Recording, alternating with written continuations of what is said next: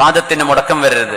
കല്യാണത്തിന് നിസ്കരിക്കാതെ പുതിയാപ്പിളയും പുതിയനാണെങ്കിൽ പിന്നെ എങ്ങനെ ആ കുടുംബത്തിൽ ബർക്കത്തുണ്ടാവുക? ആ കുടുംബ ജീവിതത്തിൽ ബാറക്കല്ലാഹു ലക്കുമാ വ ബാറക അലൈക്കുമാ വ ജമഅ ബൈനക്കുമാ ഇതൊക്കെ ദുഹർക്കാണ്. രണ്ടാൾക്കും നിസ്കരിക്കേണ്ട നേരാ. പുരുഷനിപ്പോ എന്തായാലും നിസ്കരിക്കണം. ഓൾക്കും നിസ്കരിക്കേണ്ട സമയമാണെങ്കിൽ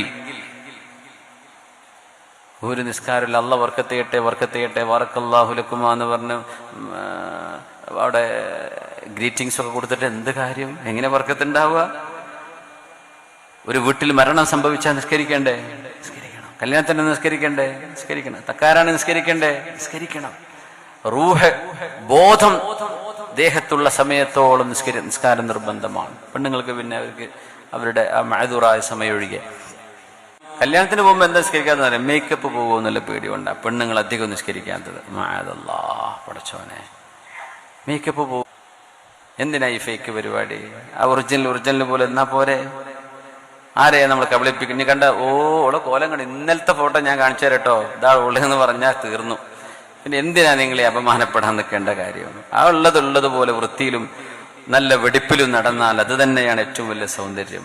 എന്നിട്ട് ഇതിന്റെ പേരിൽ ഒന്നു കൊടുക്കാൻ പേടി. മുഖം നനക്കണ്ടേ? അപ്പൊ കേടുവരൂലേ?